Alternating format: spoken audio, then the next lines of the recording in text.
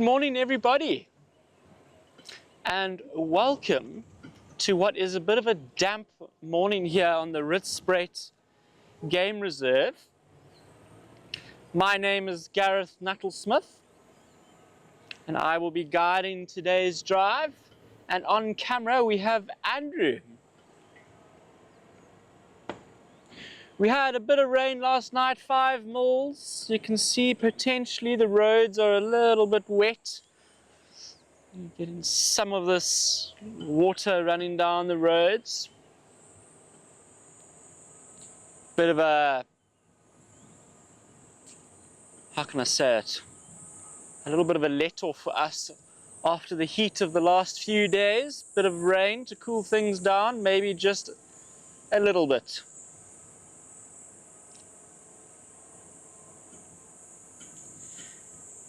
It has been warm, and even though we've had a little bit of rain, I don't think that's going to help much. Not with the temperatures that we're having at the moment in the middle of summer. And even last night in camp it was so hot. Even though it was raining, it was almost unbearable.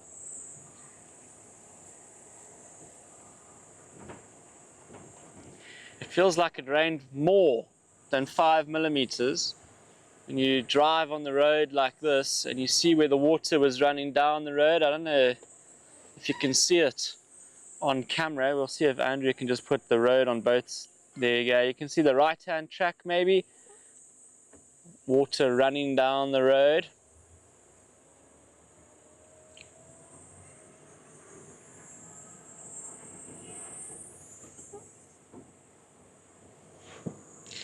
So I don't really have much of a plan for this morning's drive. There's nothing out and about yet. There's 2 people from Kaya out and us, so we've got 7,000 hectares to explore with 3 cars. I'm sure as the morning progresses, more people will be on game drive. So my plan is to head up towards Leopard Dam and then maybe around and check Kudu Krip, play around the Sunsloot River a little bit, well, Sunsloot a little bit, and see. After a bit of rain like we had last night, it's not unusual for some animals to be out and about marking territory. Their scent is all washed off of the trees,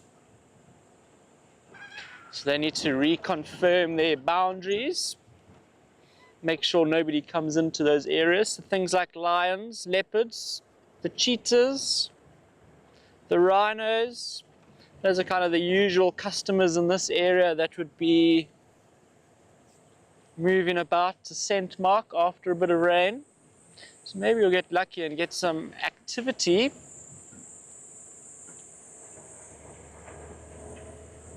But if the animals had any kind of night similar to mine, I would still be sleeping if I were them. The lightning and thunder was intense. The heat was intense.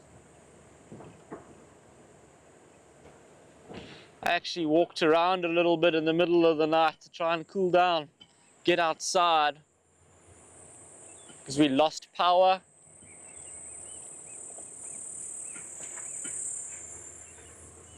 And I really felt like going outside was 10 degrees cooler than being inside. And when the lightning lit up the surroundings, you could see the impalas weren't enjoying themselves that much. They were all running around, and yeah, fork-tailed drongo giving, looks like a tawny eagle, a hard time.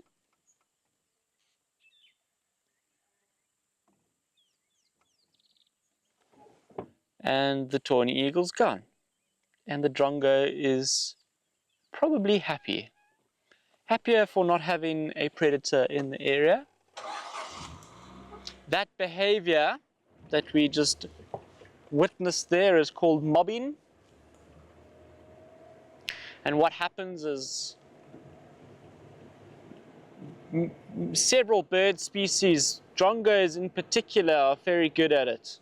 Or they're pretty persistent at it rather. They're brave and they pick on predators like that tawny eagle, and they dive bomb them just to try and get them out of the area. You often see starlings doing it, maybe defending a nest. Also, nobody really likes it when the predator's around. So birds will mob birds of prey to get them to move out of that area. You see it quite a lot with owls,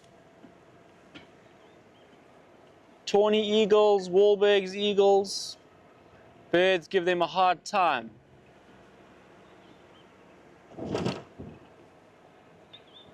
I had to learn very quickly when I was guiding full-time. When you're driving along riverbeds and you're hearing the birds going crazy and you think, oh, we're in luck here, there's going to be a big cat or something moving about, we're going to find something exciting, and you're investigating, you're like, what are they going on about? And there's a whole lot of birds going wild, like starlings and drongos and go-away birds and robins. Everybody's joining in the effort to get rid of this predator. You think there has to be something big and scary. And for the birds, it definitely is something big and scary, because a lot of the time you had Varro's eagle owls sitting there and all these birds going wild around them and mobbing them and calling and sounding the alarm. And eventually you see this owl fly out of the often large sort of riverine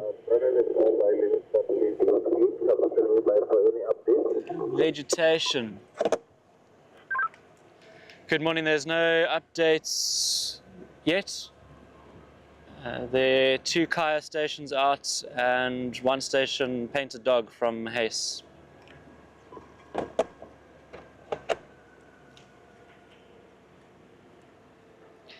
And then you get a glimpse of what has caused all of the disturbance. And it's pretty exciting when you do find some owls that have been mobbed. But when you're a guide in the beginning of your career, you're kind of thinking, oh, there's something big here. And you quickly learn that it's a really nice opportunity to put,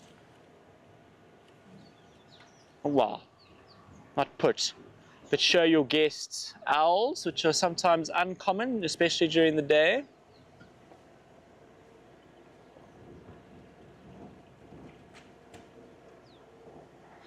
Other birds that often draw a lot of attention are your African harrier hawks or jimmerjeans, the old name. There's some impalas here. Let's see if we can get them.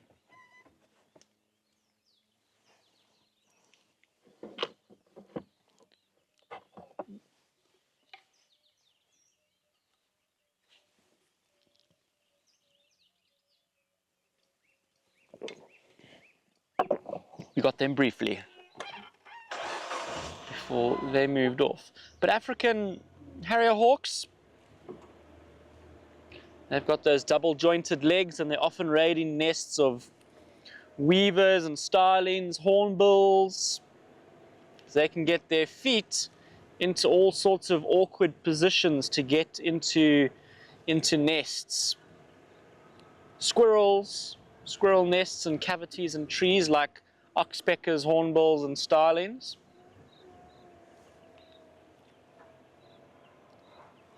So they often have a party following them, ushering them out of an area because their presence is very unwelcome.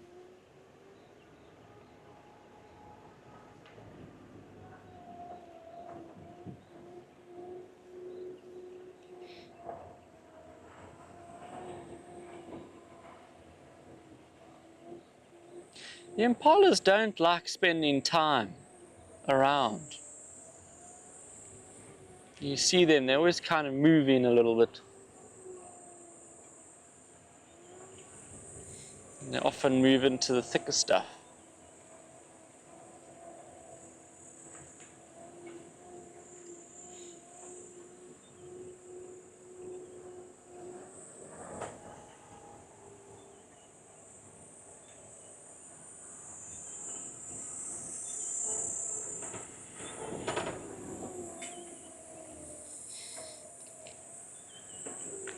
Rain is often quite nice. Well, it's very nice for the environment. But what it does do is gives you a clean slate on the roads to work with for tracking. It washes all the old tracks, and you know that any tracks you do see are relatively fresh, especially on a morning after rain like we're having right now. The only problem is it's quite hard to see tracks initially on the roads before they get a bit of sun and they dry out. The soil kind of gets compacted a little bit. The roads aren't sandy, so they don't leave tracks easily. Animals, when they walk on the roads.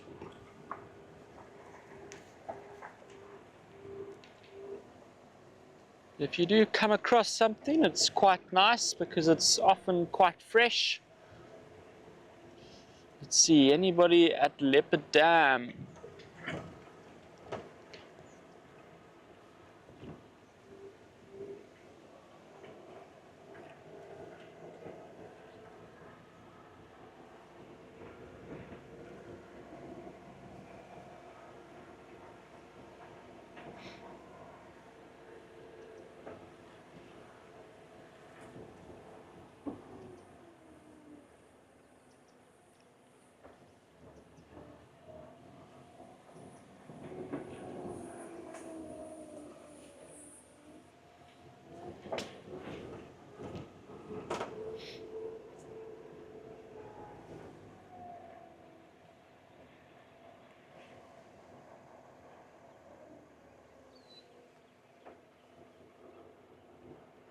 So nice to see all this green grass popping up. There's a little three-banded plover running here on the inlet. It's gone further left there, Andrew. Yeah, there we go. Moving about quite quickly this morning. Let's see, has it got a nest there? No? Maybe. Three-banded plovers. Like a lot of these water birds, they just have these smaller water birds. They have a pretty simple nest. They've got a little scrape in the ground. They often bring stones into that scrape and they make a nest, and their eggs are so well camouflaged with all of those little rocks and stones that surround the little scrape that they create on the ground.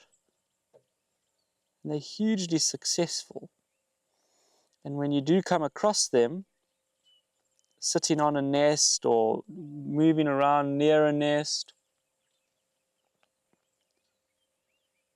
they often move off and make a lot of noise, so you kind of know, oh, maybe there's a nest in the area. They're trying to distract you, draw your attention away from their eggs or little chicks that are also so well camouflaged in little areas in amongst the grass or stony areas that they blend in with.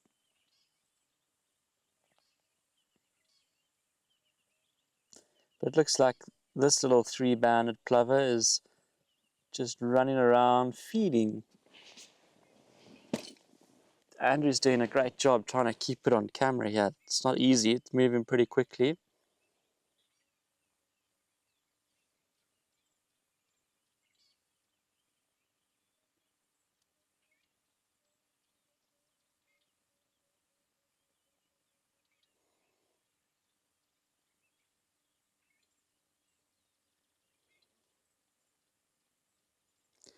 It's one of the regulars around water sources in South Africa. You see it quite a lot.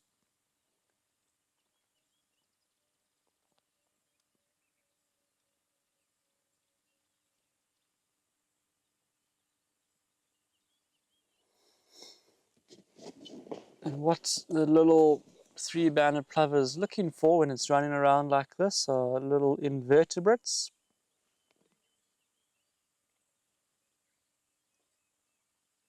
They're quite often right on the edge of the water of rivers and dams and little seasonal pans that establish themselves after rain. They eat both aquatic and terrestrial invertebrates.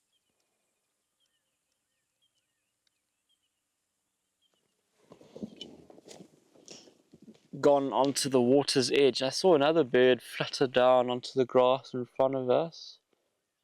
I want to see if I can find it. A little flycatcher.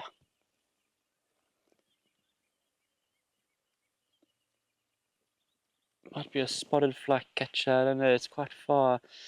Andrew, the fallen over looks like maybe a bird being in front of us. You can see it it keeps flying down onto the grass there and then back up onto its perch in amongst that tree. Go to the right and then up a little bit. It went onto a perch just there.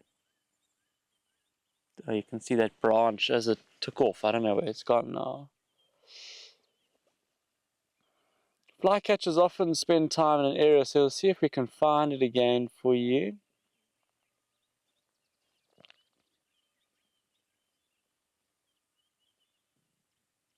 Did you manage to get it on at all? No. No. So I think it was a spotted flycatcher. Let's go a little bit closer so it's maybe a little bit easier.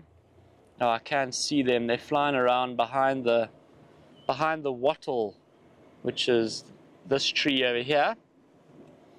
It's sitting there. Let's see. We just sit here and see if we can get it on camera. Just make it easier for Andrew here. Put the nose of the vehicle in there. Try and see if we can find this little spotted flycatcher. At the moment, they're in the African weeping wattle to the left. This tree over here is an African weeping wattle. Quite distinct leaves.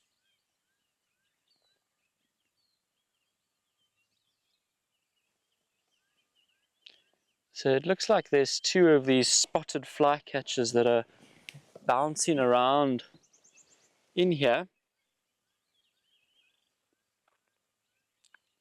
I'm just going to try and get a picture for you while Andrew tries to find the bird, just so that you can actually see what it looks like.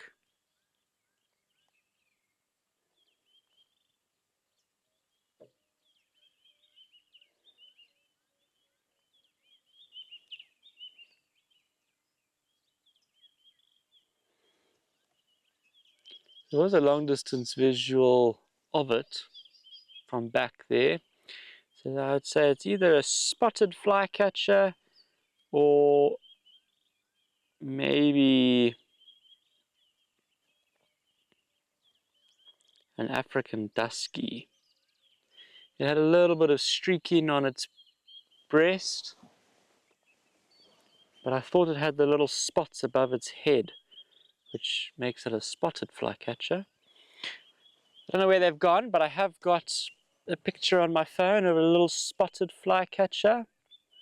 You can see it there quite nicely. And like the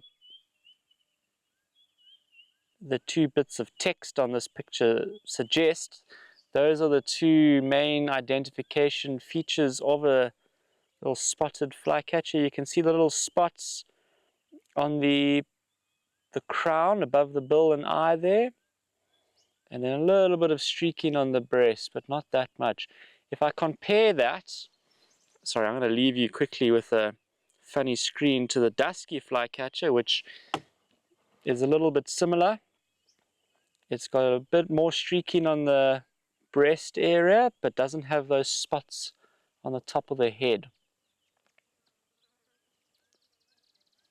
So those are the two options we have, but I do think with the little bit of a look that I had with binoculars that it was the spotted flycatcher. Flycatchers are such interesting little birds. They're always darting around, trying to catch small flying insects. In areas like this is perfect. Occasionally they might go for some fruit, but it's mostly insects. And that's why I thought maybe we'd come back to an exposed perch. And where Andrew is now, the flycatcher kept coming onto this exposed little branch here, and then flying down onto the grass, and then into the weeping wattle behind that branch, trying to catch little insects as they fly around this area. You might find after a little bit of rain last night that you might have a bit of an emergence event for insects. Termitolates. But there's always little insects flying around. You can't see them most of the time. It's a pity that this little flycatcher didn't stick around just to get a better view on camera. Oh, the light on Leopard Dam is so pretty. You can hear the three-banded plover.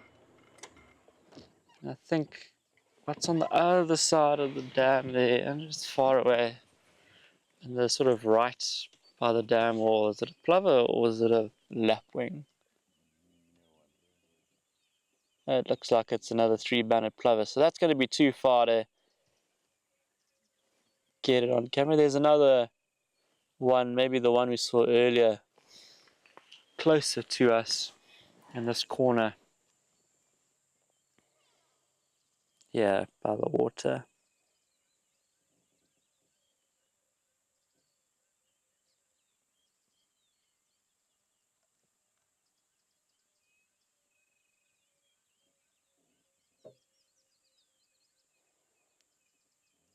I wonder if it's going to... No, we can't see it because it's hiding its feet. But I was going to say, I wonder if it's going to do a little bit of foot trembling. They shake their foot, kind of stamp very lightly on the surface, and then they wait for any insects to move, and then you could see what it was doing when we first got it onto screen, kind of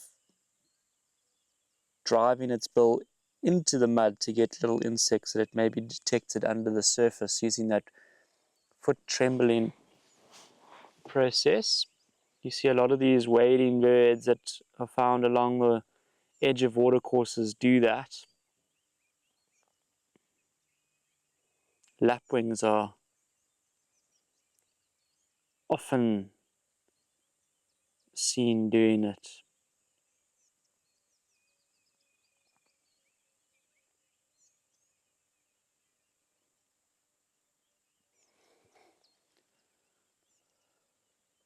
Alrighty. Got to think about where we're going from here. Started with a bit of birding.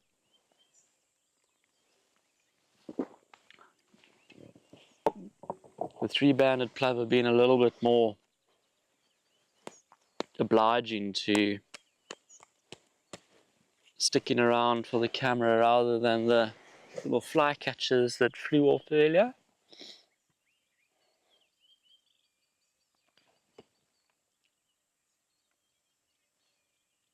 You can see all those little ripples on the dam, insects moving about, aquatic insects.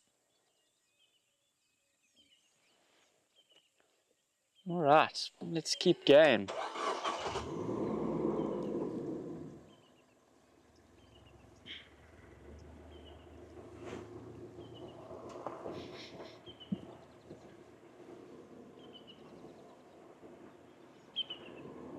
I think from here we'll go up to Kudu Krip.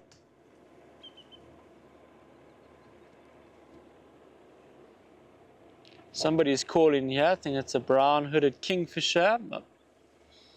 I think I can also hear striped kingfishers calling on the other side of the dam when we stopped looking at that three-banded plover.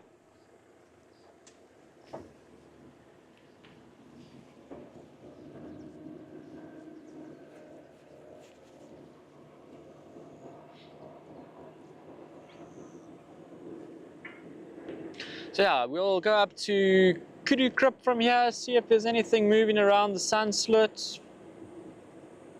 See if we get any tracks. Maybe go up towards Seskant, maybe up towards Twin Crossings. The lions were southern parts of Leadwood yesterday, so maybe they've come south a little bit.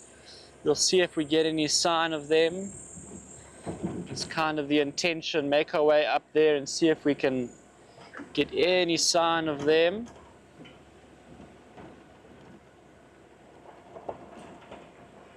One of the routes that they do like walking from Lodge Pan, southern parts of Leadwood, Twin Crossings, is either through the corridor and into Kaya, or they sort of follow the Sunsloot River down south a little bit. So that's what I'm hoping for this morning. But there's nobody from Leadwood out, so we have no idea on tracks so far. Although I would suspect that the guys from... Oh, there's a redback shrike sitting right on the top in the light.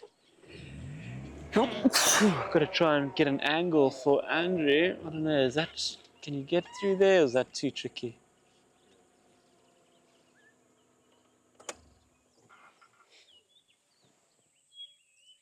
Oh.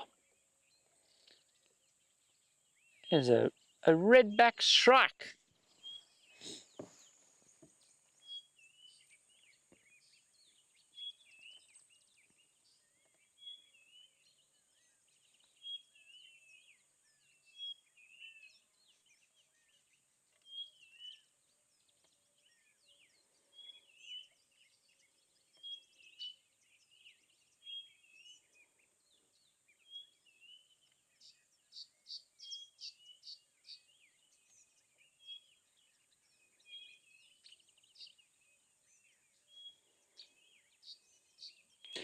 These are one of our migrant bird species.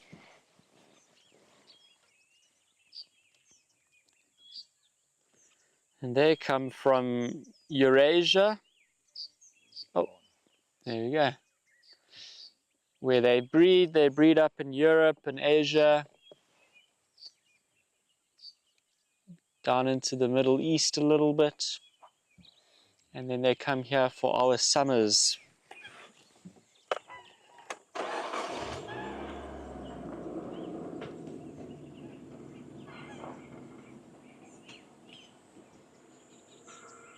I should actually add that to my list, you know.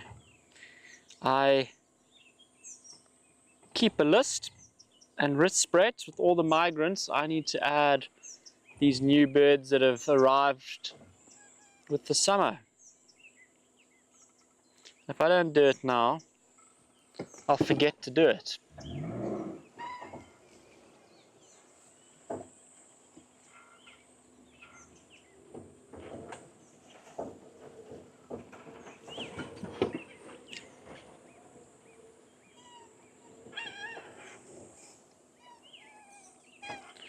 Looks like last night after the rain, a civet walked here.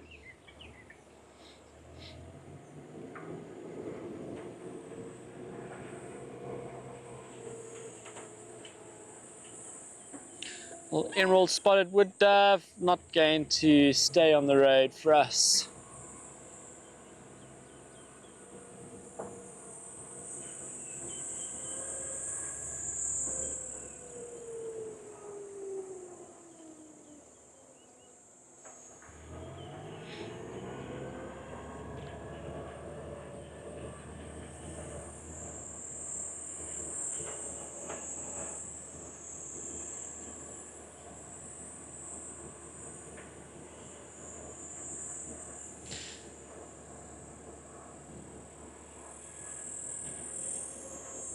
Going out on a morning game drive is always exciting because you don't know what you're going to find, where the animals have moved overnight.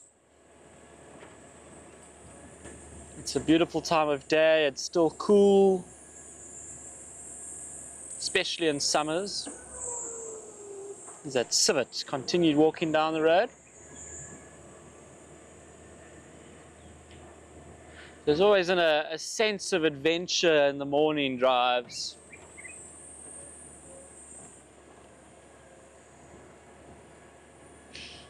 As animals have moved overnight, or in summer, some of them will start moving. Our diurnal species would start moving sort of just as it's starting to get light, and at the moment I think that's around 4:30. So they've already had, what's it, almost 2 hours to walk around. You don't know where you're going to find them. It's always nice.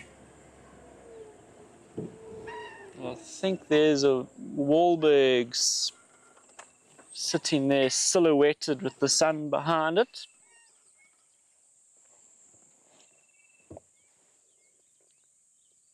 It is a Wahlberg's. It's one of the smaller brown eagles, and it's just to show you there with the sort of silhouette, it's quite easy to identify them. Firstly, if you look at their bill, it's got a little bit of a yellow patch at the top, almost if you would at the ridge there. It's called the cirri. You got that little yellow bit there, and then a grey bill beyond that. And then you can see at the back of the head, now that it's turned its head briefly, it's got a little crest.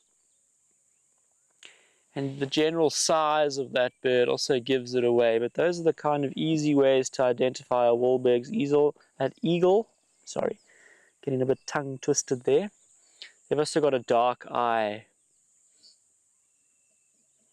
And then quite a narrow tail.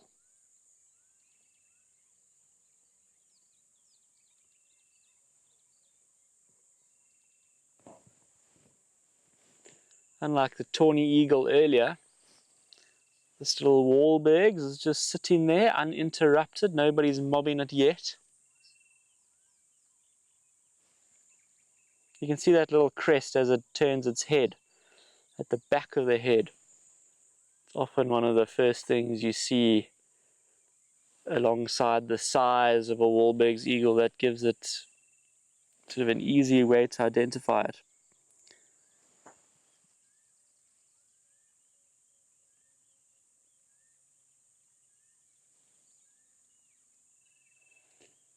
What is that, a Jacobin's cuckoo maybe?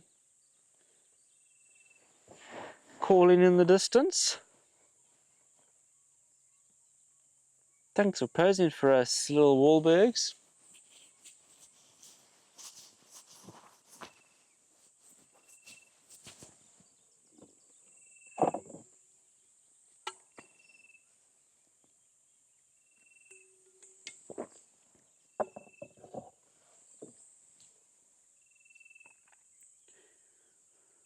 While we're on the theme of migrants, this is another one of our migrant species.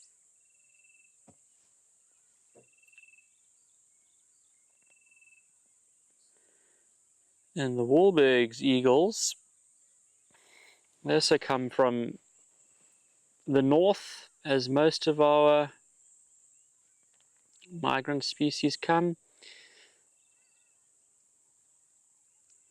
But they come from North Africa, so they're an inter-African migrant.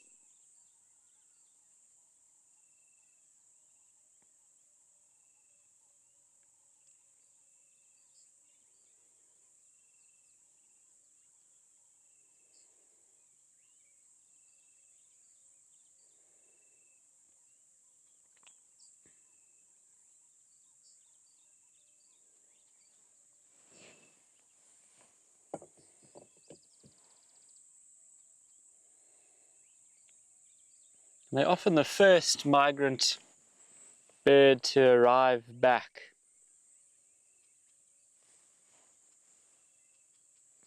All right, sitting there nicely, let's carry on.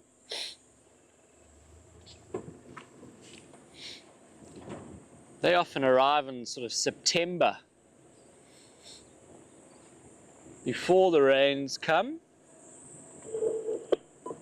And they breed down here in southern Africa.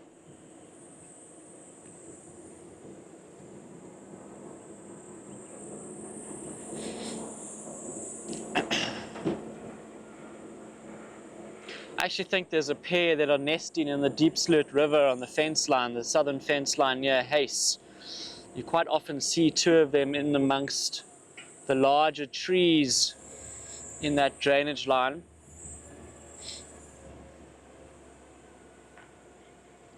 Andrew's been here for a wet season before. Have you seen pale morphs here? No. So they actually, one of our bigger eagles. Eagles are quite interesting. You quite often get, well, different color morphs. Tawny eagles, there's dark and lighter, and then you got the normal sort of tawny color. But they do get darker and lighter ones. Wahlbergs, you get pale morphs, so you get birds that are white. And they're actually quite common in the Kruger and the greater Kruger areas, these pale morphed Wahlbergs eagles. I actually want to just see which way I want to go here. Just check my map quick. Let's go left, follow the drainage line a little bit up to Kuru Krip rather than going the long way around.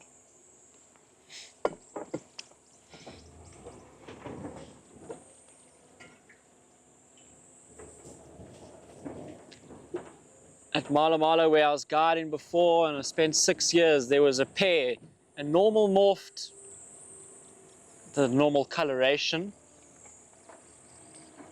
and then the pale morph, male-female pair that always used to come back to the same nest site along the Machapiri River.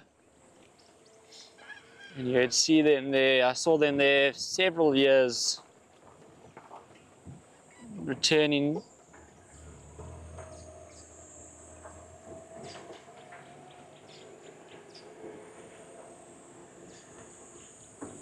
Lots of weavers around the drainage line here.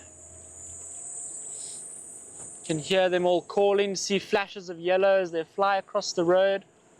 Not easy to get them. They're very busy at the moment, especially the males, building their nests, which are often hanging over water points. I can actually see a couple of nests up ahead. We'll see if we can get a good angle on them and see if we get the male coming to and from the nest.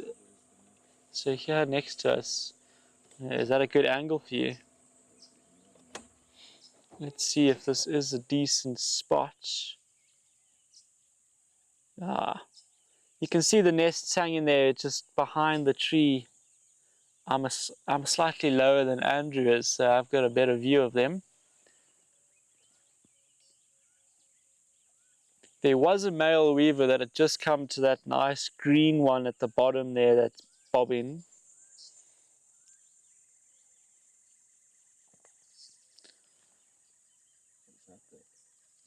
Let's call him there. It's either a Jacobins or a Lowveld. Oh, they're very similar. I can never know which one it is. I think it's a Jacobins cuckoo. I was hoping that this weaver is going to come back to its nest, but like I said, the weavers are very busy at the moment building these nests. There we go. He's back.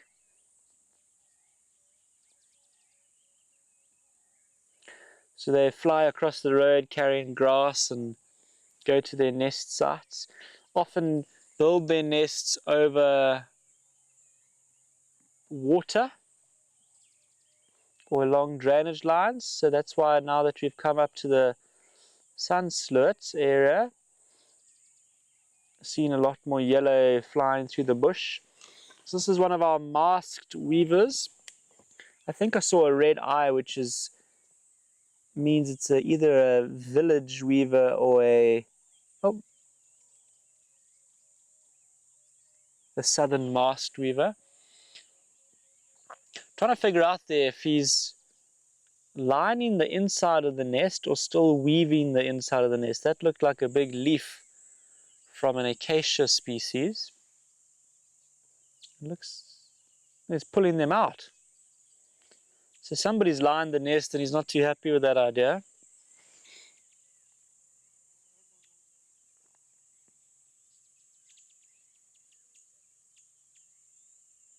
Now a male weaver will build several nests. Well, this type of weaver, not all of them do it, but they'll build sort of 3 or 4 nests in an area, and they'll try and attract multiple females. And once they've built a nest, female will come and inspect it, and if it's up to her standards and she's happy with the construction of the nest, she'll come and bring material and line it a little bit before she breeds and lays eggs. But if a female is not happy with the nest and it isn't up to the right standards, the male will actually rip it up and start again.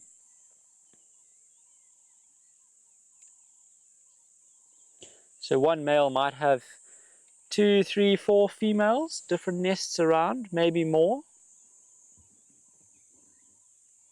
And then you get these colonies where you get several males building all their nests, and you might get as many as 40, 50 nests in areas of bigger pans, and you get these big weaver colonies.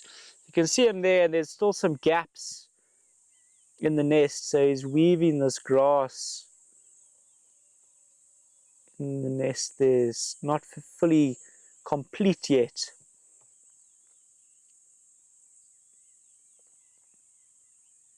So he's got a lot of yellow in the crown area above the bill and eyes, which is a village weaver.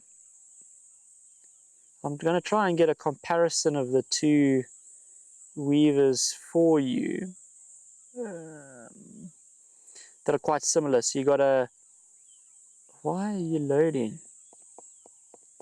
My phone's doing something funny. I don't know if my app has decided that this is the moment to start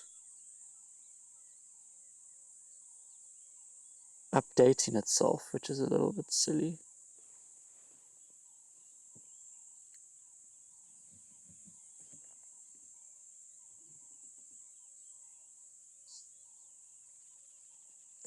I'm going to try and see exactly where that black goes. So if Andrew wants to swing around here, you just got to mind the funny updating signal on my phone in the middle of the two birds that we're comparing.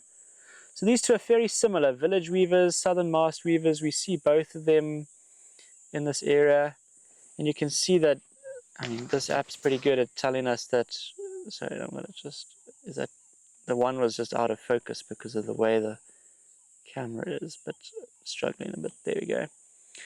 The village weaver has that yellow forecrown, so above the bill, whereas the southern masked weaver has there's a bit of black above the bill area. You can see it there. And then the village weaver has quite a spotty back. You can see in that area compared to the streaks on the southern mast. Go ahead. Confirm, which side are you driving with the Gareth? I've been to Leopard Dam and I'm now at the pumps on Pompat, making my way up to Kudu Krip, and then I'm going to go north along the Sunsloot, see if there's any sign of the lions coming south along the Sunsloot. Okay, copy. Please, if you find the Lowveld tracks, can you please let me know? Copy. Confirm you haven't had any sign of the lions around the corridor this morning. Copy, thank you. Just confirm, have you had any sign of the lions in the corridor going into Kaya? Negative, there's nothing. Copy. Now we've got some swallows perched up above us.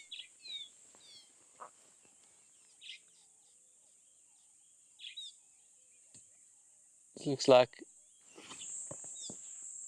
we've got two different types of swallows as well. I might have to do another comparison for you. So you got lesser and greater striped swallows. My phone is very annoying with this like updating thing.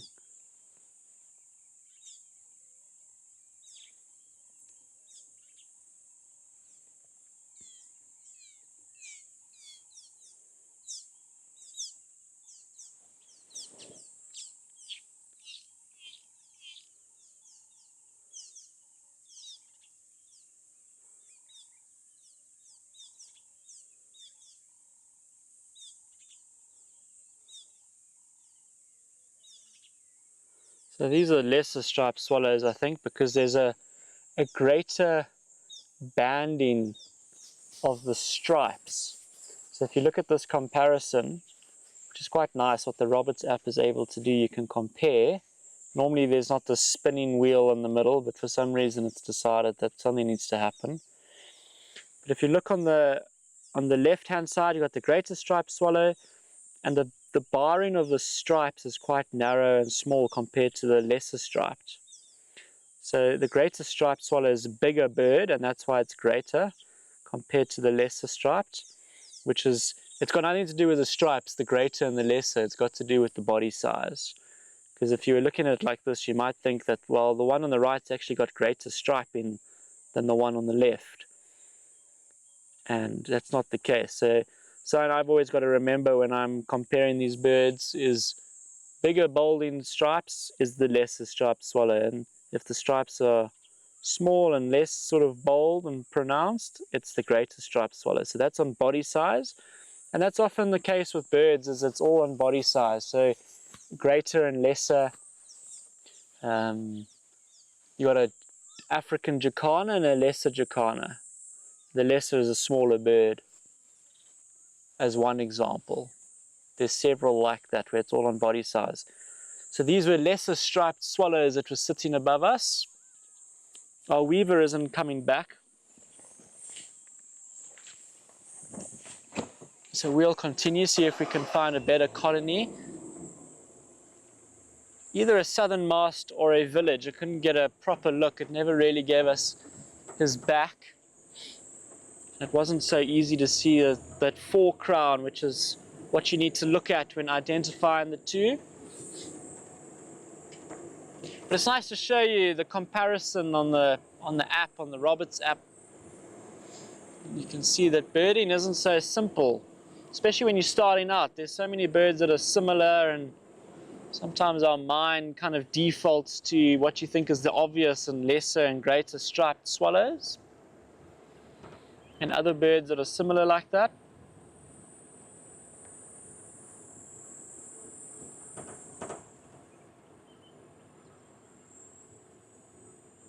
Let's see if anybody's around Kudu Krip.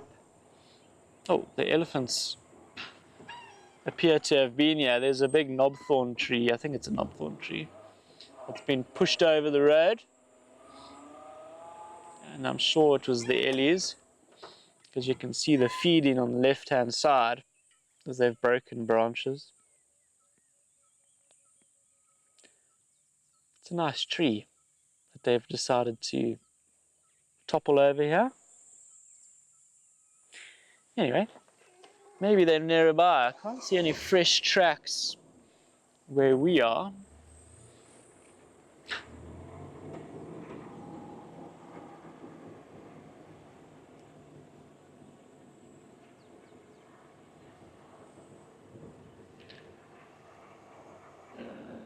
There's no tracks on the road here for the elephants.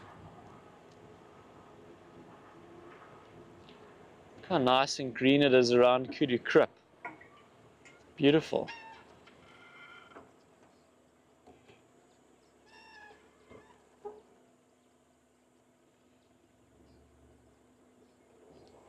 All these like pioneering species coming back. That soil was bare during the dry season. The amount of animals coming to the water just meant that there was nothing growing there. So now you've got all these pioneering species coming back. So it's not grass there around Kudu Krip. That'll take a while, and probably not something that would establish in an area like that because of the dry season and the amount of animals coming there for the water. Grass can't take root, so you're often going to have pioneering species in that immediate area around the water point.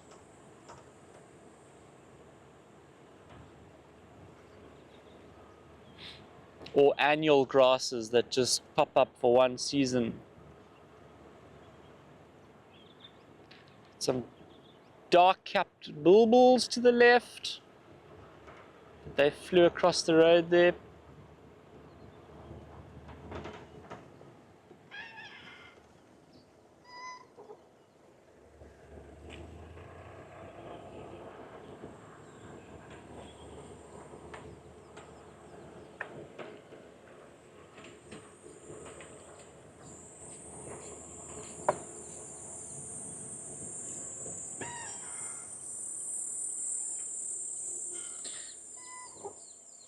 Feels like this is turning into a bit of a birding drive.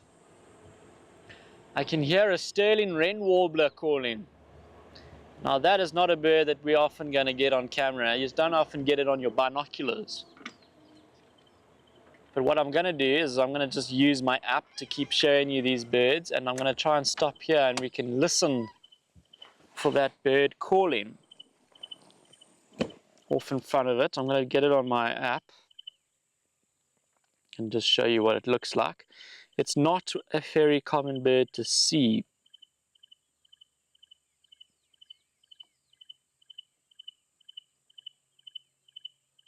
But its call is quite distinct. Now this is the little warbler, wren warbler. But you don't see it a lot. It's often in amongst the thickets, quite secretive. If we were to walk into the bush here and try and follow its call, you might see it fly and you'll be lucky to see where it then lands and you can get a better look at it. But you hear them a lot,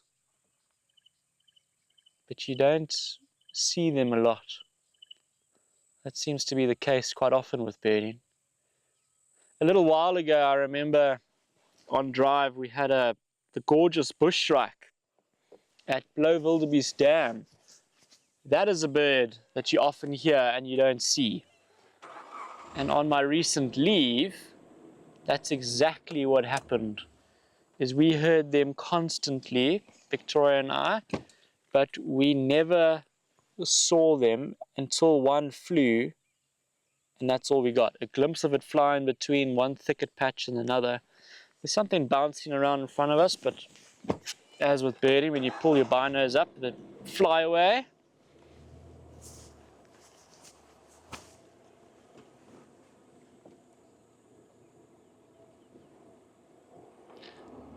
The bush is alive with birds at the moment, and we have got some impalas just to our left. We'll see if we get a better gap here. Hopefully we get a good gap to put. No. The impalas are never in nice spots. They're in nice spots for themselves here, but they're behind bushes for us.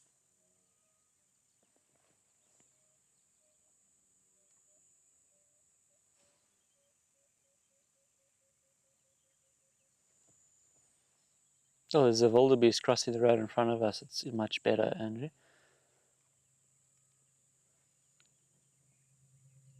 There we go.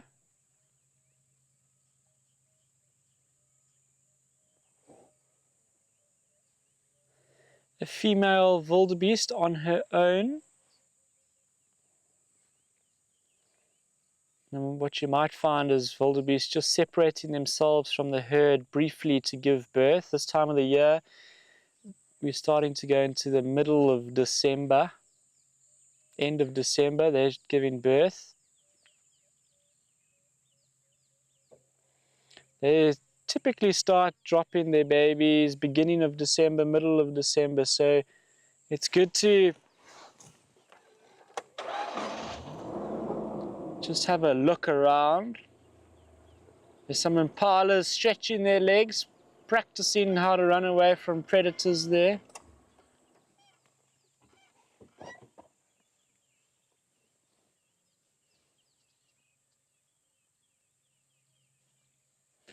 That wildebeest is on a bit of a mission.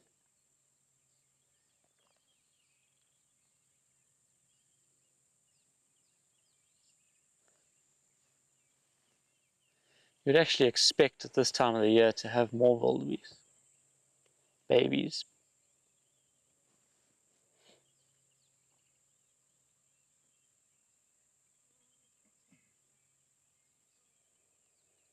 She's just walking on, and then there's a few impala through there. I wonder if we can get a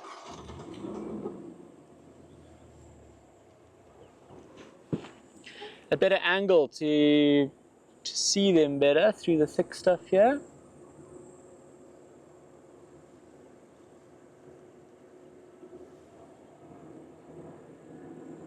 They were, when I say they were practicing to run away from predators, what you often have with impala is them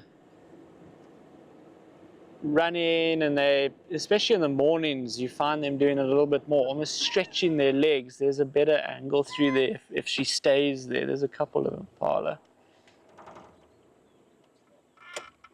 There's a, and they're running around and they're throwing that white tail up and they kind of run in circles. You often get it with the babies. The lambs do it a lot.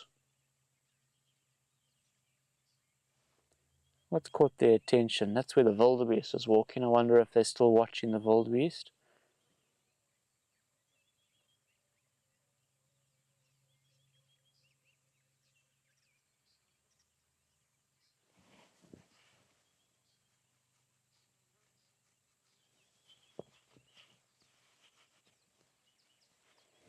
A decent view of impala for a change.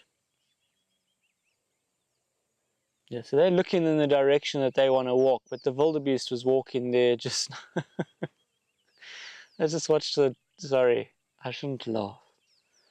A dung beetle flew past us, between us and where the impalas were, and went straight into one limb of this young acacia tree and hit the ground.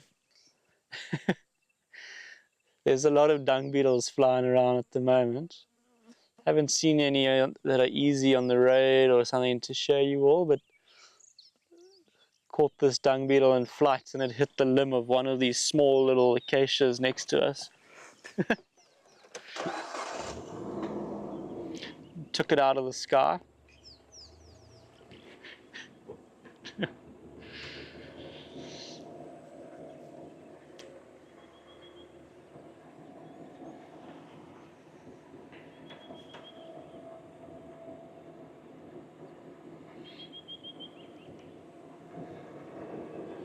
Oh, my elephants have uprooted a nice marula.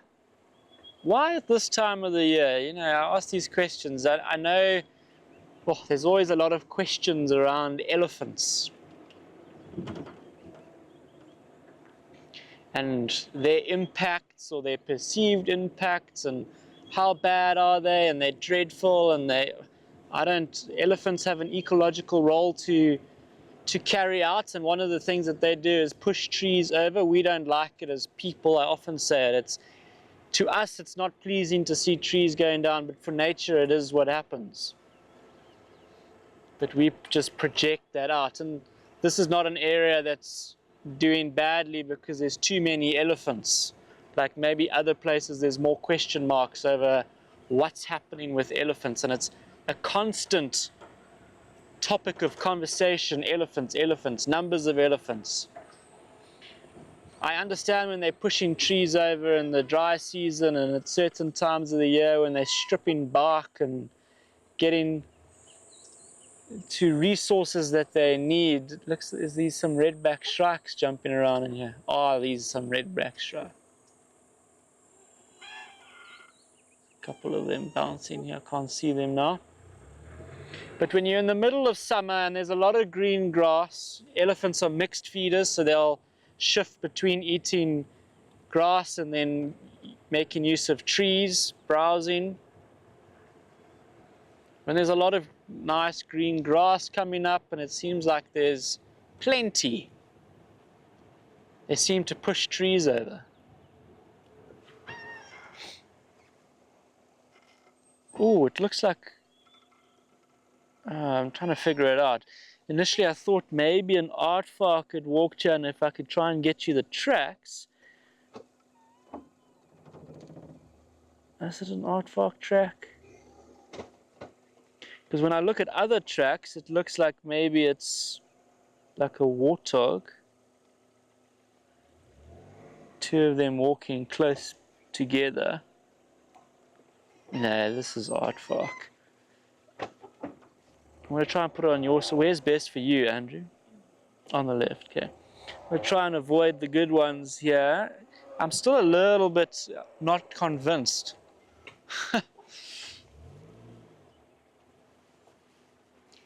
Like that.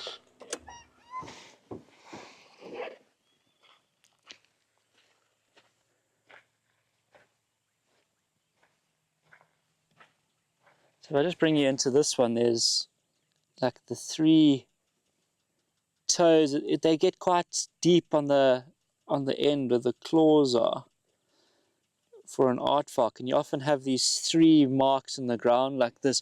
When I got a bit confused is when I got here, and it only looked like it was maybe a hoofed animal like a warthog, but you can see that there's one toe there and then the other two. So last night, I'm sure this is an aardvark that walked down this road last night, and it looks like there's a bit of digging here as well.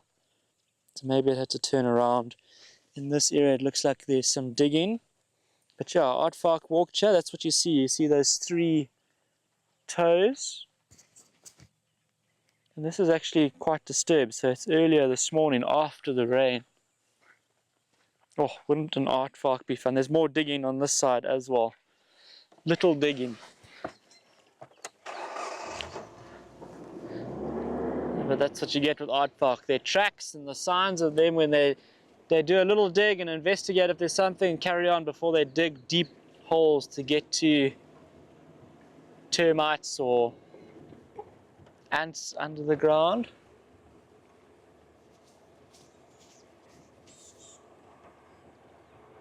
Rattling testicular there next to us. I don't know if you can hear that. They're often quite loud. Can you hear it? So that's the call. You hear it often when you're driving about.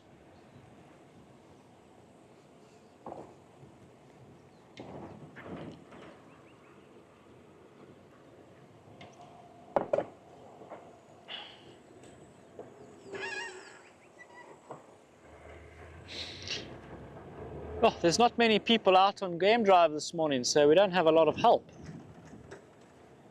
But we know the lions, well, we can assume that the lions haven't gone into Kaya because they've got that small corridor that they've got to get through. And the Kaya guides, I assume, have all come through that corridor and haven't seen any tracks with their trackers. So you can assume that either those lions have gone deeper into Leadwood or they've come down into Blowbunk.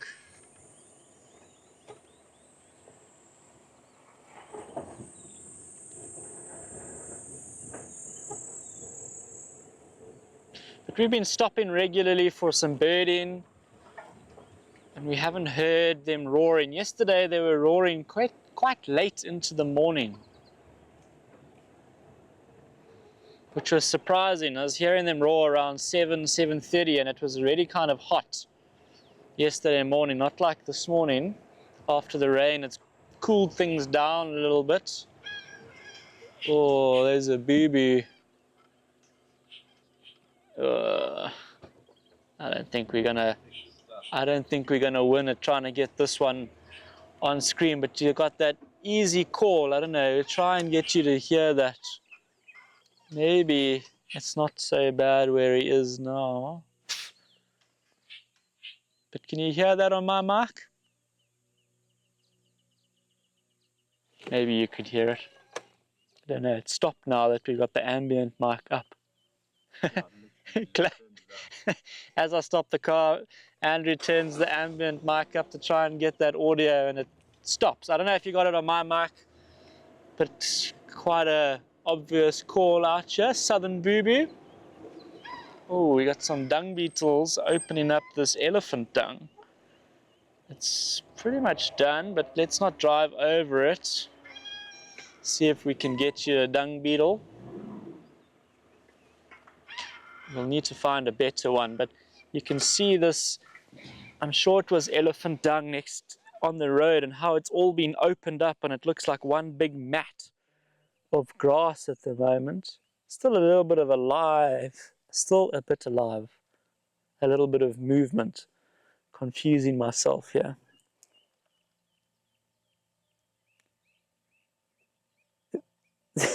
On the right, it just looks like there's a piece of a little ball of dung with legs moving there. Yeah, it's so weird. It's not what you'd maybe it's just a smaller dung beetle that's been under it all, and now it's lifted its body up, but it's got this dung on its back. I think that's probably what's happened, yeah.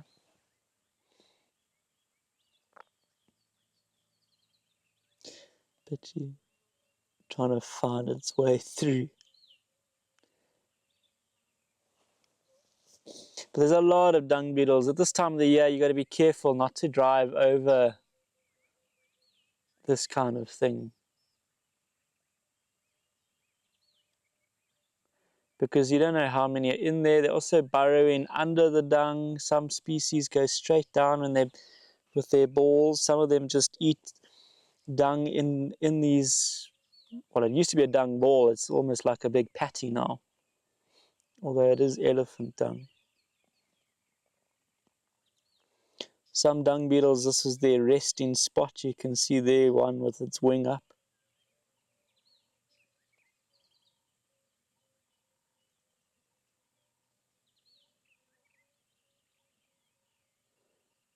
You got little flies running around.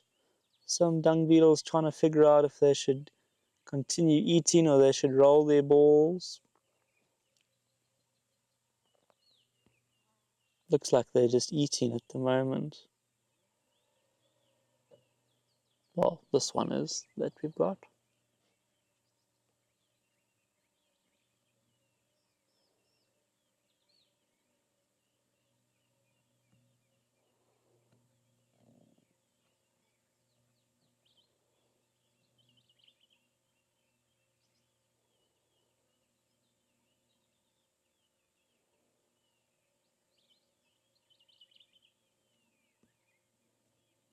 It's amazing how much is actually going on. Just watching this spread out dung as the dung beetles have opened up the dung ball and have been feeding. Maybe some of them have moved dung away and rolled it away, those species that make those balls and roll them away. Others have maybe just been eating the dung and it's opened it up like this. Other species burrow straight below the dung into the ground with their balls. There's two types of balls that get made or rolled. One is a brood ball and one is a food ball. So dung beetles will eat the dung themselves, but then they also make balls that they lay their eggs in, and then when the larvae hatch, they eat that, and those are buried. And that's when you see a male dung beetle rolling a ball and you got the female that's hanging on the side. Those would be brood balls, but they also make balls and they store them for food, or they just eat the dung where it is. So these kind of, the one that's in the middle of shot now, kind of this metallic, maroon type color. They're quite common in this area. I've seen them quite a bit. But you might see different size dung beetles. If Andrew, you see there's a smaller species that's moving just below, closer to us from that one. There we go. Here's a different species of dung beetle. Slightly smaller, different shape to the carapace, the shoal.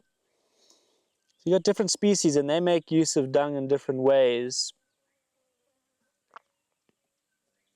Oh, one has decided it's had enough, off to the next pile of dung, flew away down the road. But it's almost alive. You just sort of focus on it and you see how the dung is moving, and some dung beetles are coming up, others are walking around on the surface, others are sort of subsurface. Like this one here, you can see a dung beetle in front of this one that's just eating the dung, moving about. So there's so much going on in a situation like this that you really don't want to drive over it.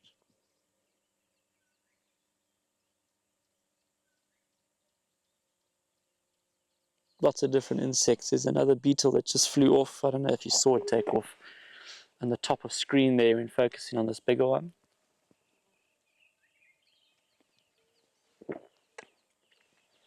What I really want to do is find elephants. And then when they do their business and we have fresh dung, we actually time how long it takes for dung beetles to find it and open it up so that it ends up in a situation like this where it's opened up across the whole road from, I don't know, maybe 1, 2, 3 balls of dung made this whole lot. But that would be pretty interesting. Look how wide that's spread. I mean, if Andrew keeps zooming out, you can see the width of the road and how big that dung ball has ended up on the road. So it'll be interesting to see how long it takes, if we time it, for that process to happen. But let's drive around this dung. We don't want to disturb those dung beetles that are still here. Go find a fresh ball and time it. Be a cool time lapse.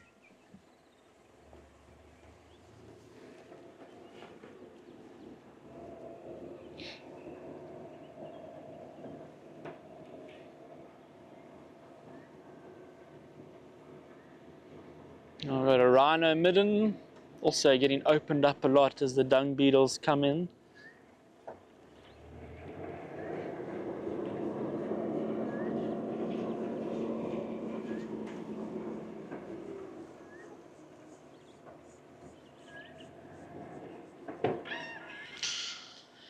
I just want to check my map. Nobody's calling in anything.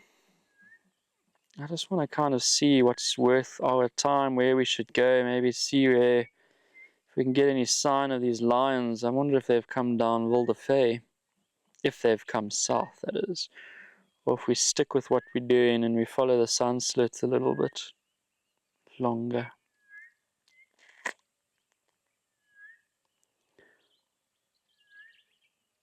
Yep, 8 cake. Okay, let's keep doing what we're doing. Stick with our plan rather than trying to change. See if we get tracks here, and then maybe if we don't get any sign here of them, we try and come down the other side, look at Wilderfay, or maybe we get something around Seskant. What? Whoa! Ah, Andrew's trying to remind me, the key word this week is woo, because it's an owl photograph. He was making funny sounds behind my ears, trying to key me up for the keyword. So if you are interested in getting this photograph of this spotted eagle owl, the keyword is woo. Let's go down here and just see if there's any tracks in the softer river sand of the sun slurt. If you do want to get that photograph, just send woo, the keyword, and the spelling for that is on screen. And send that to info@paintedDog.tv. There are some tracks here, but it looks like it's honey badger.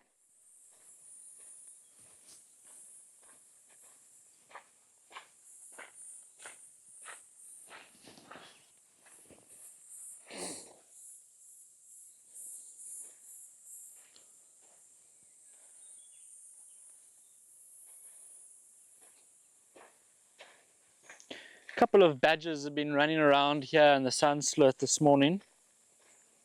Tracks going both ways, but no tracks of lions. We'll follow the sun slit, continue north. Well, the sand's a bit thick here.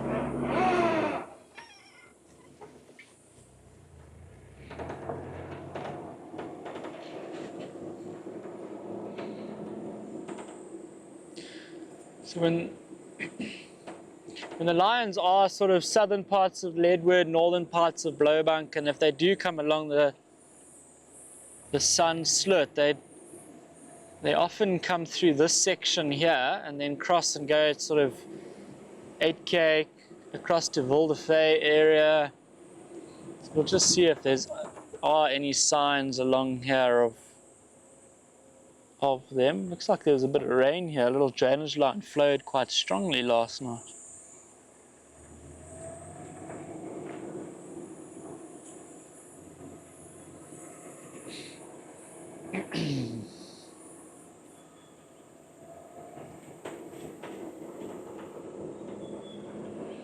But last night's lightning and thunder, it was loud, it was a big electrical storm. It's perfect hunting for things like lion and leopard. They can get close to their prey. There's a lot of disturbance. There's almost panic amongst the prey species. They run around a lot. They're getting a bit disorientated. Their senses have been impacted because of all the noise and the light that's shining. And you find that lions and leopards take advantage of those conditions and hunt quite a bit. So there's always the chance that last night, near where they were yesterday afternoon, southern parts of Leadwood, near the corridor actually, Lodge Pan area, they would have maybe taken that chance to try and catch something.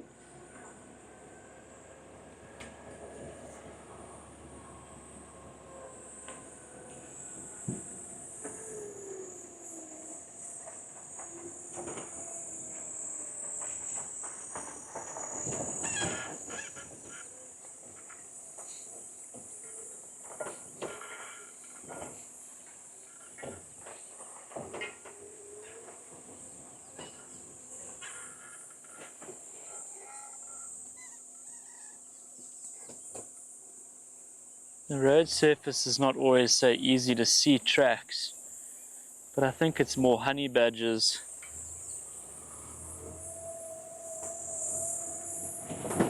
Running here this morning.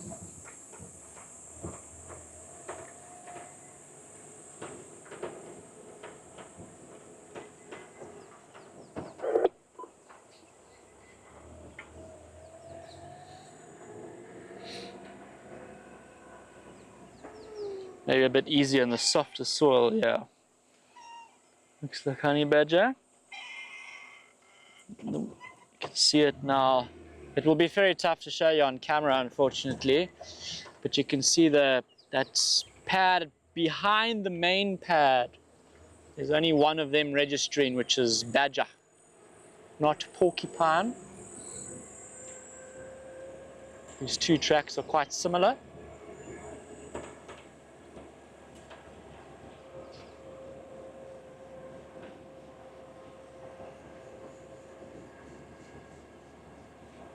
I think everybody has decided to sleep in this morning after yesterday's disrupted night with the electrical storm. I think there's 4 of us on drive from what I can work out on the radio.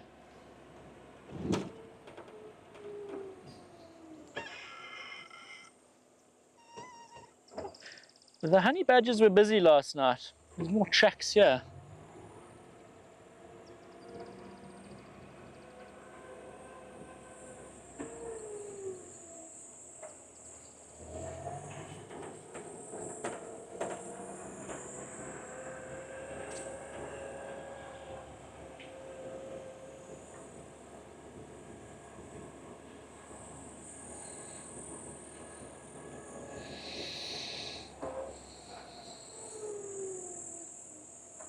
Just keep checking for tracks.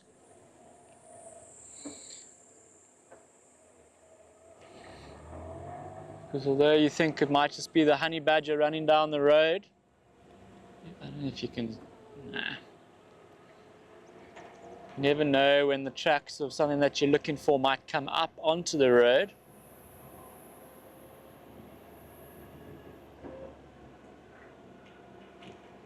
Looks like there are maybe 2 honey badgers running here.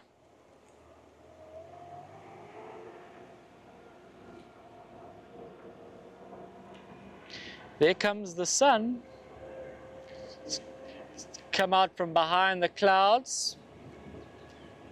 There's a little bit of cloud cover this morning still, but I think this sun's going to burn through it pretty quickly. It's amazing. It's just come out from behind the clouds and I can already feel the heat on the back of my neck here.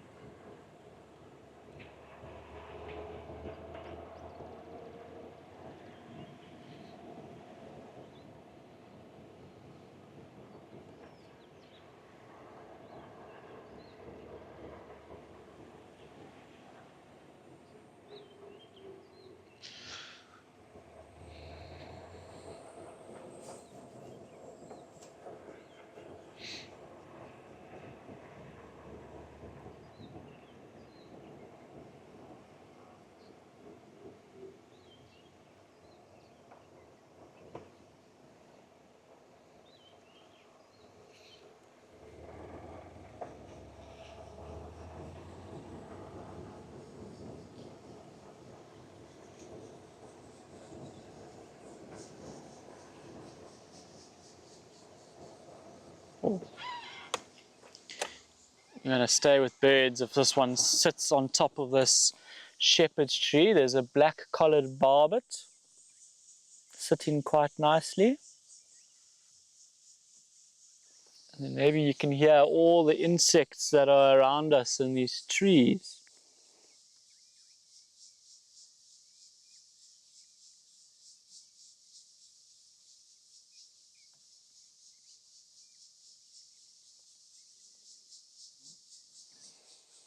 Gone.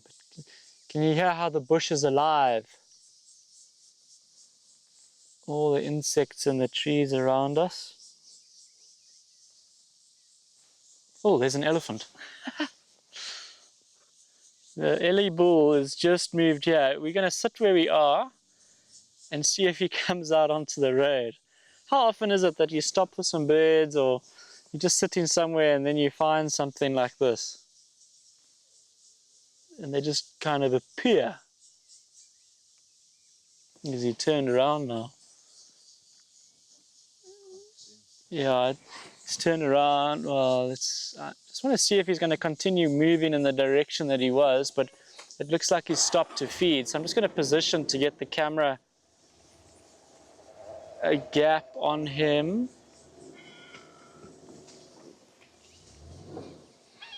There we go.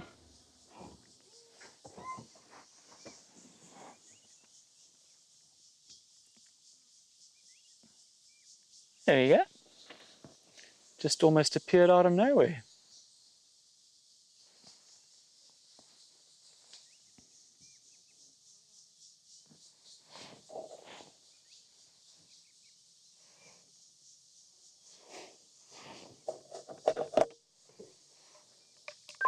Stations, there's an elephant bull on Witgat Oos pad, just to the west of Kuripat Noord. He's slowly mobile west.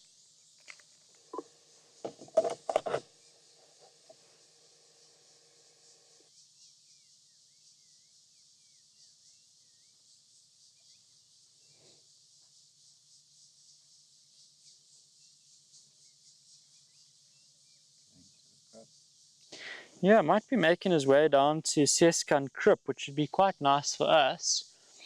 Although there is a bit of water in the landscape, so it's not like he's has to go there for water. Maybe he's just on. Last question, can you please come again? There's an elephant bull on Rietspruit Oos, just to the west of Kudu Noordpad. He is mobile west in the direction of Seskan Krip. He's just gone south off of Rietspruit Oos now, in that direction. Okay, thank you. Into the thicker stuff. He's going straight sort of towards the Krip, so I wonder if it's worth our while making our way there and waiting for him potentially where it's a little bit more open. Let's do that. He's moving quite quickly by himself. I can't see any of the others. Or is that an elephant there? Or is that somebody, something else? No. I thought maybe it was just the back of the Ellie over the trees. But let's go to the Krip and see if he comes there. It'd be quite nice. He's not really hanging about. He's moving pretty steadily.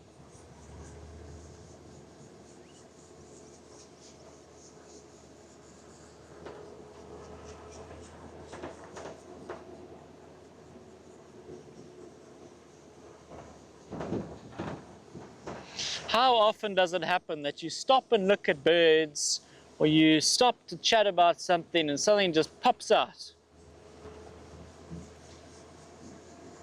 It happens more often than we realize. The importance of taking it slow and easy and letting the bush reveal its secrets to us like that.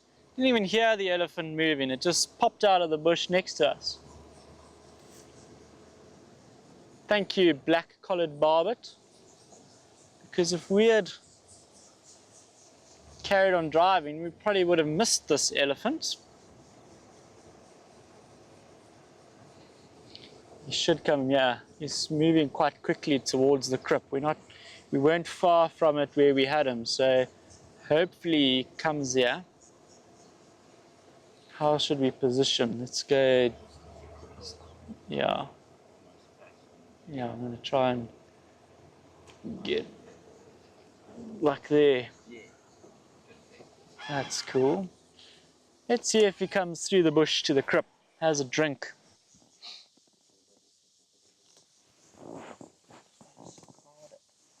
You got one? I'm going to try. So Andrew thinks he's seen a cicada on the little acacia that's next to us. He's going to see if he is correct and he can find it in amongst the thorns here. I can't see it, so this is all on Andrew.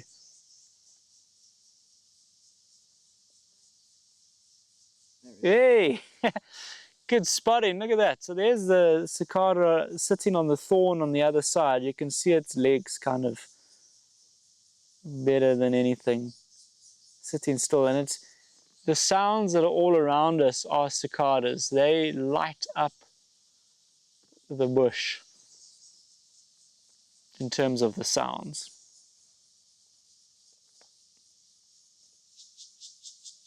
There's one on the back of your chair. There's one here. It just flew off.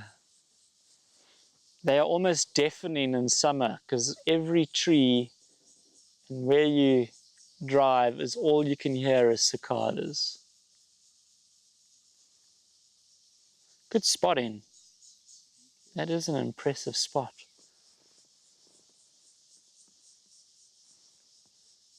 Where's our Ellie friend?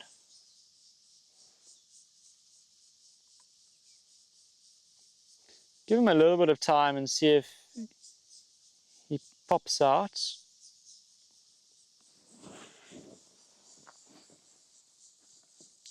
Well, he's surrounded by cicadas.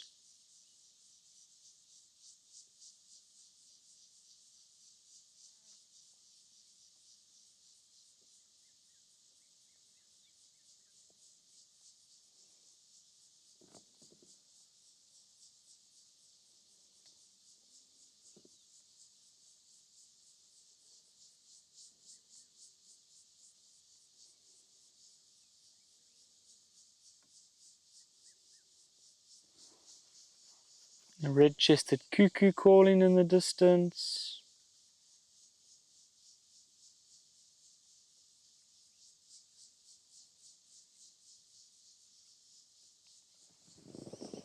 Yo, when that sun comes out from behind the clouds, it's hot. And now with all the moisture around, it's going to be a pretty humid day. Here he comes. He's coming straight to the crib.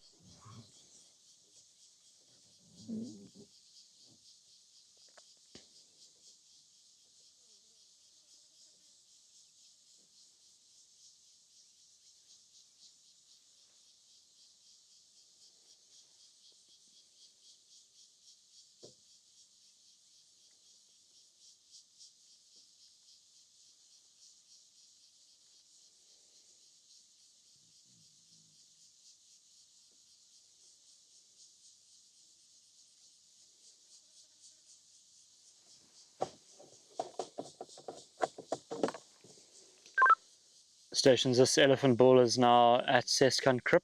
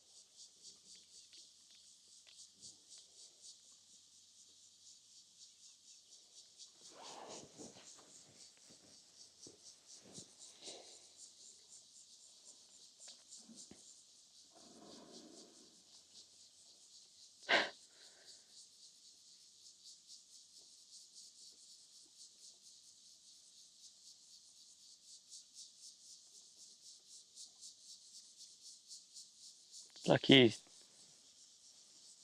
spilled more water than he drank there.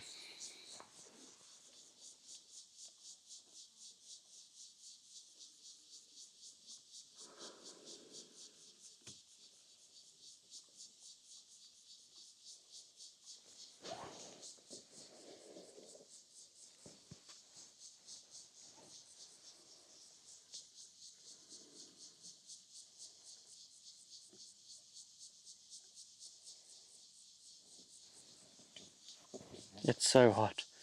It is incredible how hot it has got in the last 5 minutes while we've been sitting here waiting for this elephant. The sun has just come out from behind clouds and it is already baking.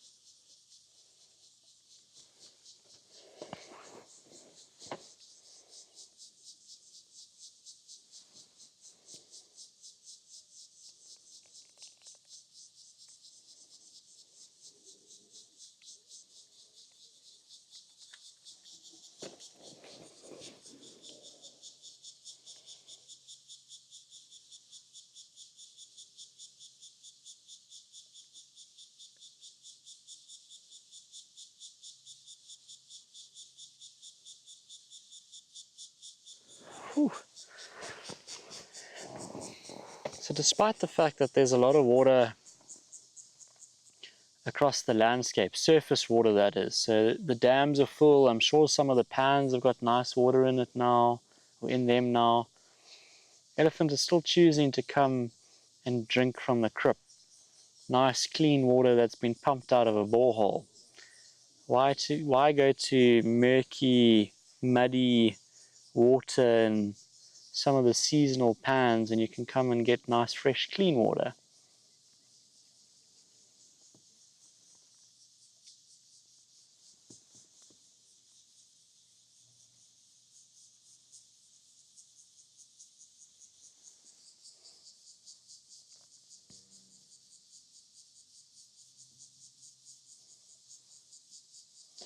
Just moving around on his own. Sometimes the bulls spend some time together, but it seems like there's nobody else following up behind this one. It just seems like he's on his own today.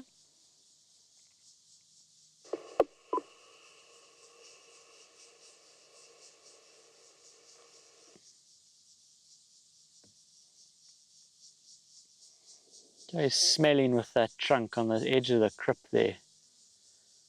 If there's something that drank there and left some scent that he's smelling. It's taken interest in something there on that little bit of the concrete on the edge of the crib.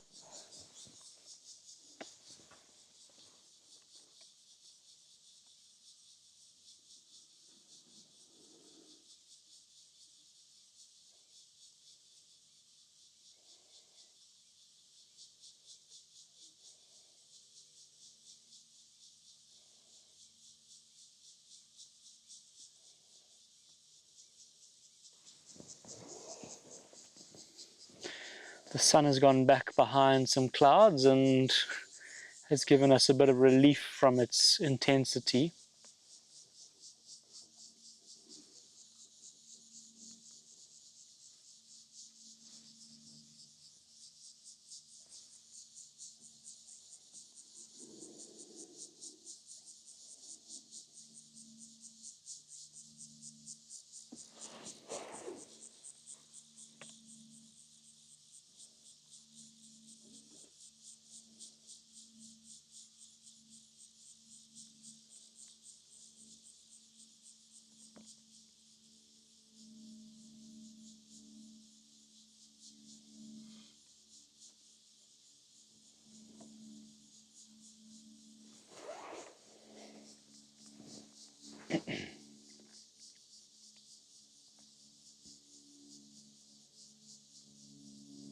And while he looks to have drunk quite a bit of water,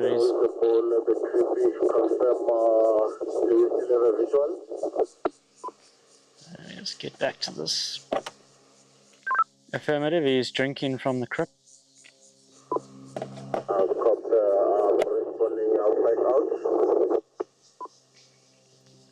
As I say that, he starts moving.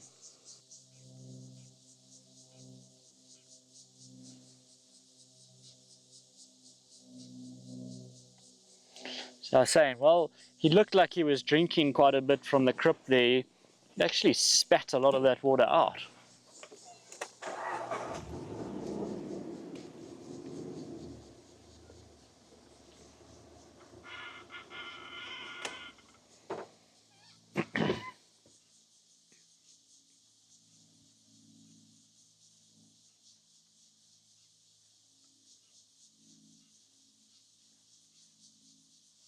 A big tail swishing from side to side. Stations, this elephant bull has now finished drinking from Seskant Crip. He is mobile south on Seskant Sate.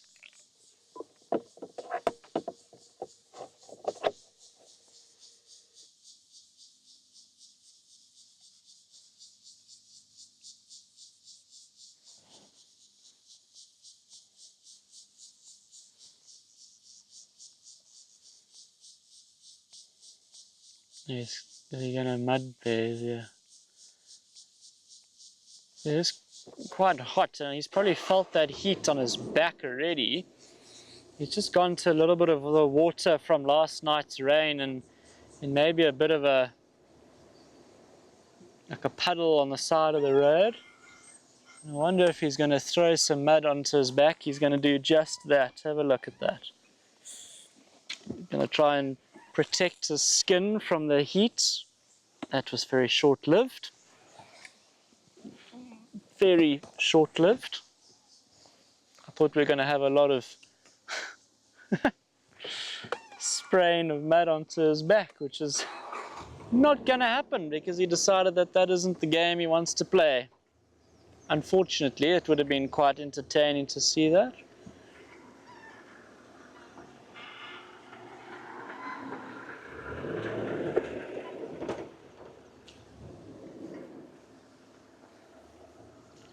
What do you know, hey? As soon as you start speaking as a guy, the animal decides to do something else. He's walking quite quickly through here.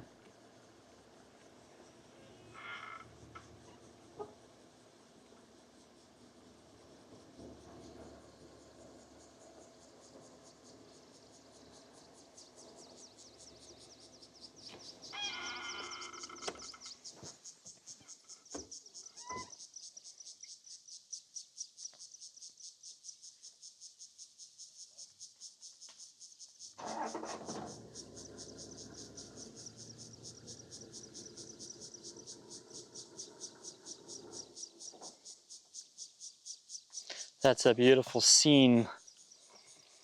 The mountains behind the elephants.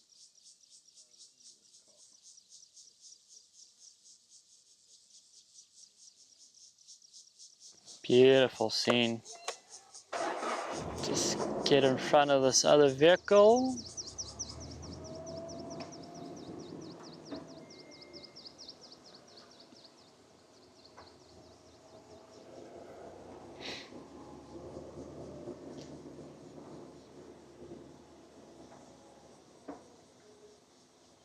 Okay, while he moves off into the bush like that, I think we're going to continue, leave him to it. Maybe we'll go and follow the deep slopes a little bit. I don't know if we have enough time to continue our search for lions, considering there's been no sign of them. I think what we do is we leave this elephant to it and follow the deep slope a little bit, see if we can find anything along there. Since he has brought us here. That was a nice little sighting. The stations, this elephant bull is now mobile west on Witgatbase. I'm going to be leaving him to one station. Station after a minute out, I'm approaching elephant bull.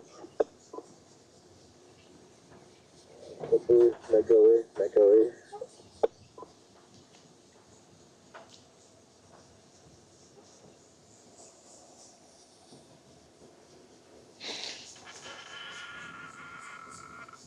What is in the deep slope? Let's see, these riverbeds are often really good for some of the different kind of bird species. There's a brown-hooded kingfisher that just flew in front of us, but I was actually thinking of a woodland kingfisher. Oh, he was sitting so nicely, and as I was stopping, he flew off. I wonder how much water has come down the deep slope.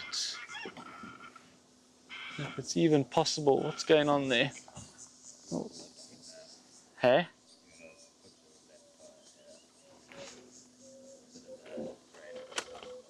Yeah, there's also some tracks there that I want to have a look at. Let's see, there's a bit of erosion. It's like an elephant did walk here. Just want to see, I saw some tracks on this side, looks like coming down here.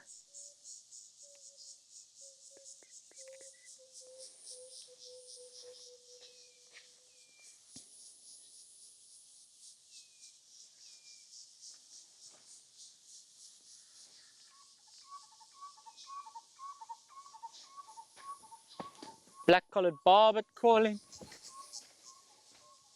It looks like it was either a honey badger or a porcupine that just walked there. I'm not going to drive in the river like I thought. It's a little bit soft in there.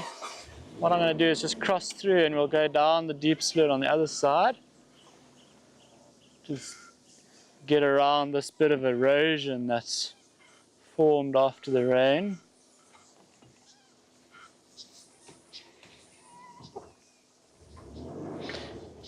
It looks like it's fine, hey? Let's actually drive it. The only thing is we don't know what it's like further downriver, but I don't think we had enough rain that's going to start impacting us.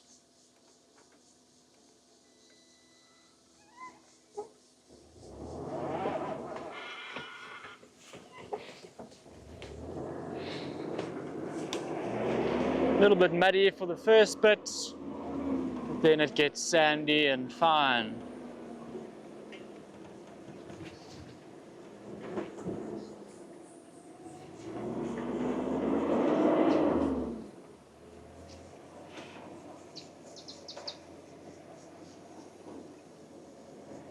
Nice little sighting of that elephant. He did exactly what we wanted, coming to the crypt to drink, and then he did exactly what we didn't want, pretending to do a little bit of a mud bath, and then he gave up on that idea. The mud wasn't up to his quality. It wasn't spa mud, no. Let's see what the deep slough has for us. The last 10 minutes of drive, maybe we can find something exciting.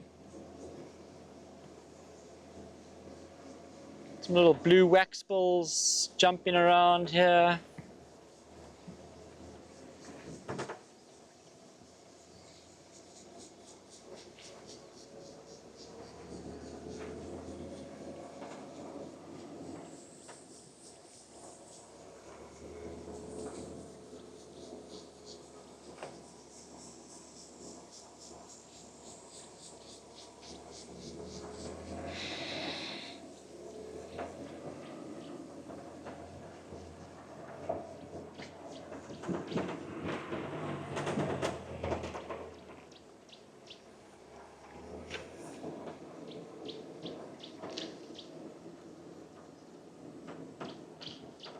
Sounds like a little greenback Cameroptera crawling here, but they're almost impossible to put on camera. We'll just keep going.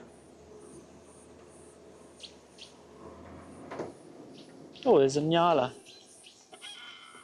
There's always nyala along the deep slit. Let me go forward, there's a better angle there. Female nyala moving through here. Lot of one bull elephant, just on the western side of South Africa. As busy wallowing in the mud. We cannot approach.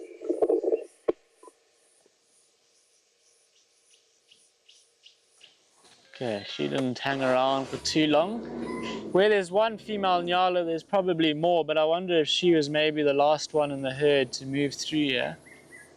Oh, there's a red-chested cuckoo calling.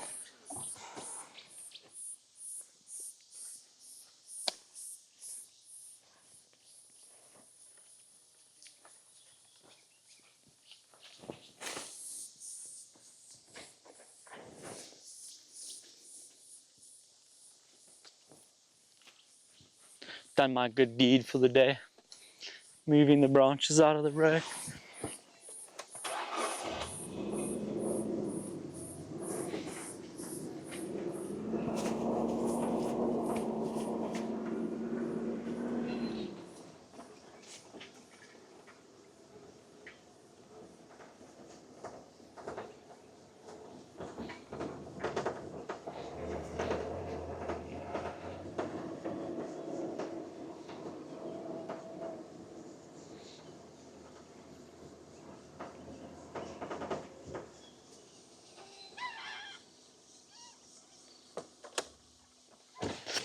This one might be a little bit harder to move, but I'm going to try.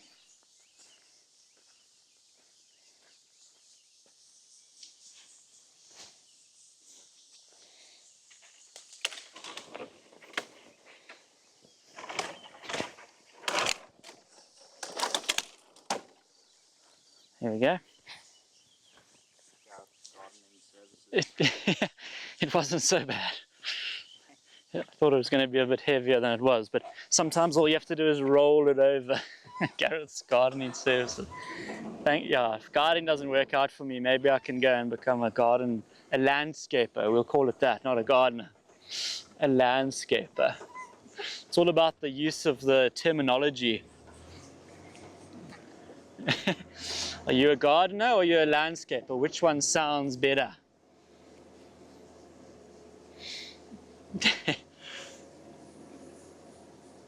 I'd go with the landscaper personally. It sounds a lot more advanced. The Antioch slit.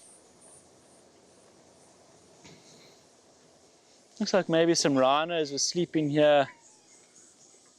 Just the way the sand is on the edge there. I don't know if Andrew, you can get behind me. Just a little bit. You see where the sand's been sort of flattened a bit there. It's kind of got a bit of a ridge to the left of screen now. Maybe a rhino is sleeping here in this bit of a hollow. They do like to lean up against things when they sleep at night.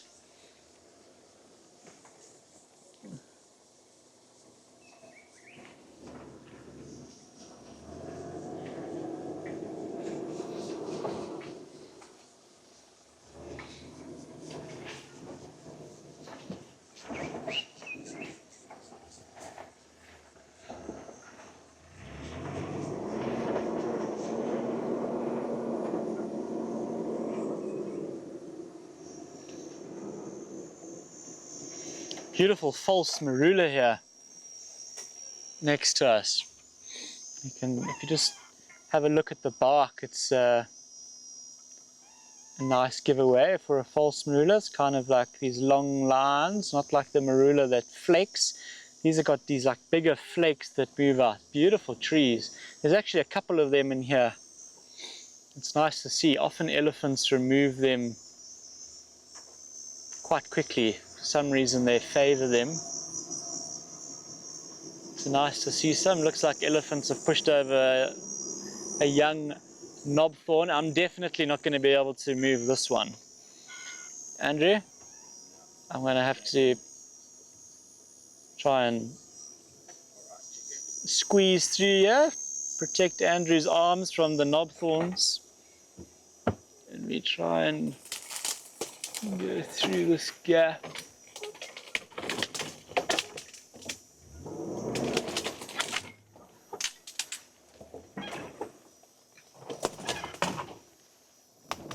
Oh.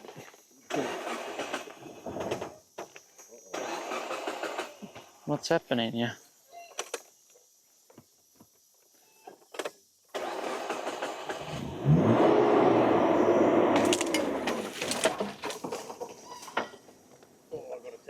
He got a little bit attacked.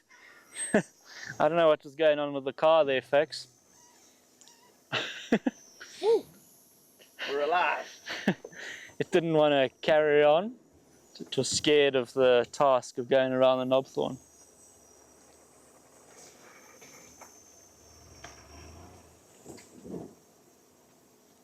It feels like there's a lack of power. Yeah. Oh, the elephants have spent a bit of time here along the deep slit, clearly. Looks like they've pushed over this false marula. Little false marula, is it? Yep. Looks like it. I don't know, this is quite a big one. Yeah, I know.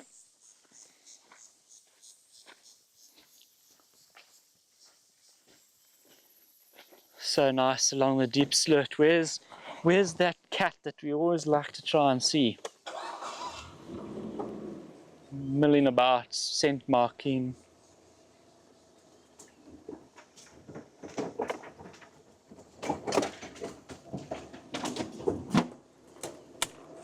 So that's relatively recent that the elephants have pushed that tree over because it's got nice fresh leaves. And it's been broken from the base, which means it will die, unfortunately. So it's quite a recent, how do I say it? I don't know. Recently been pushed over. There's some old giraffe tracks. It looks like there were some giraffe here before the rain last night. The tracks are not so great. They've been rained over.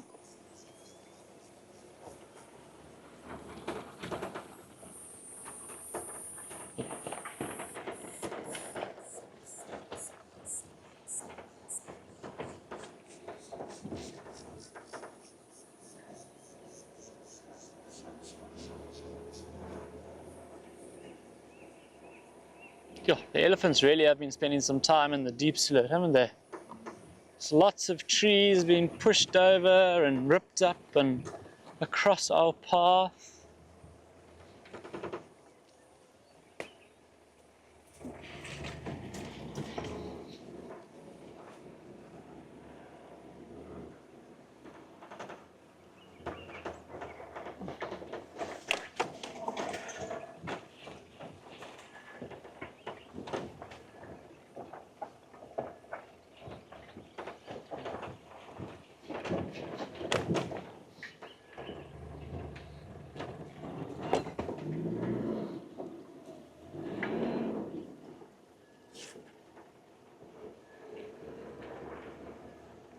I thought the deep sloot was quite thick before the rains. It's even thicker now. It's beautiful there.